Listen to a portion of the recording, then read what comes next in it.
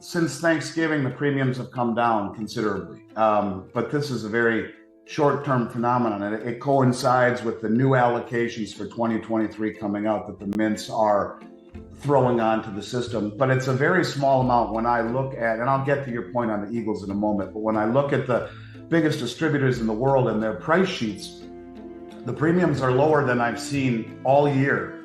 However, the availability on these sheets in every category says limited, or 25,000 ounces total.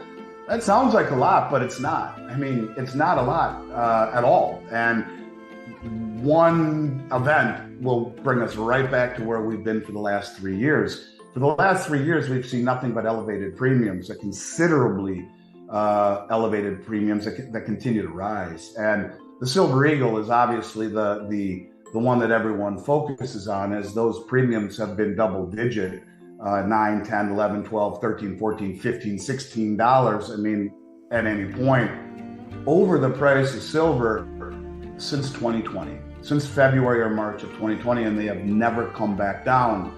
I don't know if that's indicative, if we use the Silver Eagle, as much as it is the inefficiency of the United States Mint. And look, I love the U.S. Mint. I'm one of 27 U.S. Mint authorized resellers. They've defined my career, but they've been incredibly inefficient. And the premiums on the Eagles are still elevated over 3 times what they were my entire career. And it's been 33 years I've been doing this.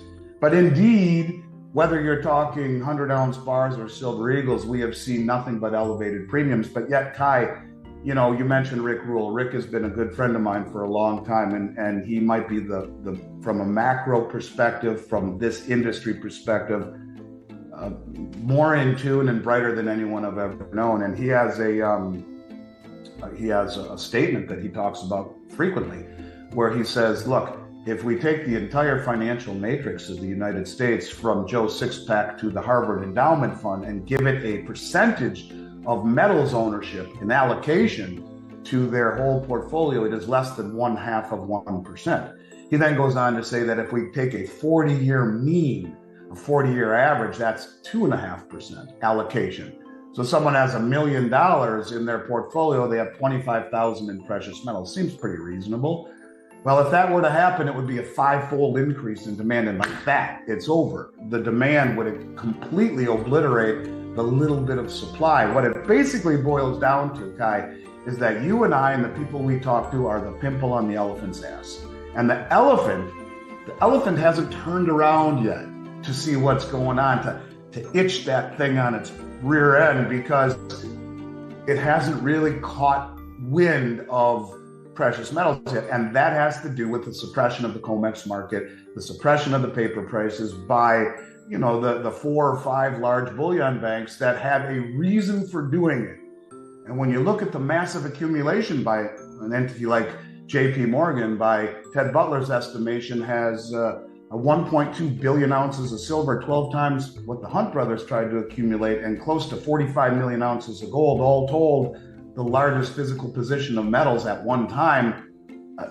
This is all misdirection. And here again, we find the biggest money in the world using the rhetoric, using the price, using the fact that so few people understand what's happening to reposition themselves. And once that happens, people wake up. The elephant wakes up, the crowd wakes up, and overnight they find that there's nothing there, that the supply has disappeared and the premiums have gone to the moon. And this is a microcosm of what we've experienced for the last 3 years, but nothing like what we will see when the elephant wakes up, when the mainstream wakes up, when just 5% allocation is demanded. Well, that's a tenfold increase in demand that won't be able to be met in this industry, that I can assure you. If you're not positioning now before the boat goes down, you're going to drown. And I hate to be pessimistic, but I think if you're not a contrarian right now, you're going to be a victim. And that's the truth of it. No, and that's just investing we're talking about. We're not even talking industrial uses here. You brought up Elon Musk a couple times, so I want to blend my next question a little bit and talk about OEMs. That's what Elon Musk sort of synonymously stands for. It is a chief owner of Tesla there. OEMs coming to the market and outlook of 2023. Right, we've seen Tesla make at least confirm talks with Glencore, for example, to get access to metals. Silver, sort of a battery metal, if you want it, like one of the greener precious metals, or maybe the greenest precious metal. Or yeah, maybe, I don't know. Bold statement here, because we got palladium and platinum in there as well. But how does that sort of develop over the next 12 months? Do you see the OEMs sort of coming upstream? I think we're seeing more of that. BMW just signed an agreement with Jetty Resources on the carbon copper side, carbon zero copper side. So I see that happening more. Do you see that happening on the silver in the silver space as well? It has to. And maybe that's part of the large drawdown we're seeing off of COMEX. If they're not witnessing and realizing this, I'd be shocked. A guy like Elon Musk is 2 or 3 steps ahead of everyone else. And so if he hasn't secured his stockpile of silver and platinum and all the metals that he would need and the rare earth metals that would be needed to facilitate battery production, they're out of their mind. And it's interesting, we're talking about going green here in the States, but the majority of all the rare earth metals that are needed for battery production are in China.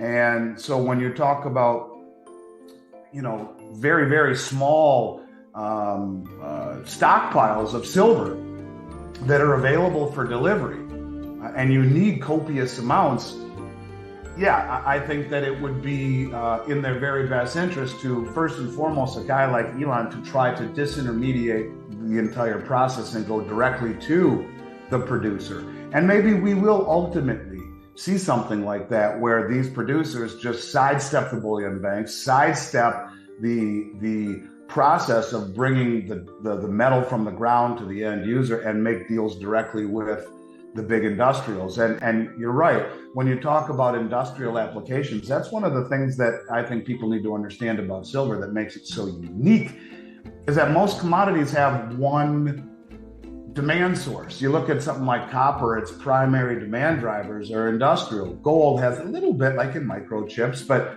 mostly it's monetary. Silver, to me, becomes so unique because of the duality of its demand, where you have a renaissance that we've experienced in silver squeeze in global demand for silver, and rightfully so, based upon its ratio or its relationship, not only geologically going back 5,000 years to gold, but also its price comparison. It's completely out of whack. But you have an expansion in green and digital applications where you need silver. And that's why it's called inelastic. You need a little tiny bit in order to make an end product, but without it, you're screwed. So you have to secure it. And if they are not bringing this integration into their the front of their mind, into an asset that is depleting in nature, that for 5,000 years used to have a relationship to gold of 16-1 in geological terms, meaning 16 ounces of silver were mined for every 1 ounce of gold. If you ask my good buddy Keith Neumeyer what that ratio is right now, he'll tell you it's 7-1 globally, meaning silver is found in nature in a form called epithermal, very near the surface. The big deposits were found decades ago. So now it's only coming out of the ground at 7-1. At what point do we reach critical mass? There was a branch of the United States government. They're a geological branch of the U.S. government. I don't know the exact name. It wouldn't be hard to Google it. But a few years ago, they came out and said, by our estimations, due to the massive drawdown in supply and geologically the drawdown in what is available to be found, we suspect that silver will be, if not the first, one of the first elements struck from the periodic table of elements, where, it's like an animal that is becoming extinct. And so this is happening. And by the price, we would never understand it. But this is the manipulative world that we live in, where instead of the actual commodity controlling the price, it is the futures market, the tail wagging the dog, that is controlling the price. But what is betraying all of this is the drawdown in supply that we have never seen ever. In my 33-year career, I have never, ever, ever seen COMEX deliver virtually anything, or the LME.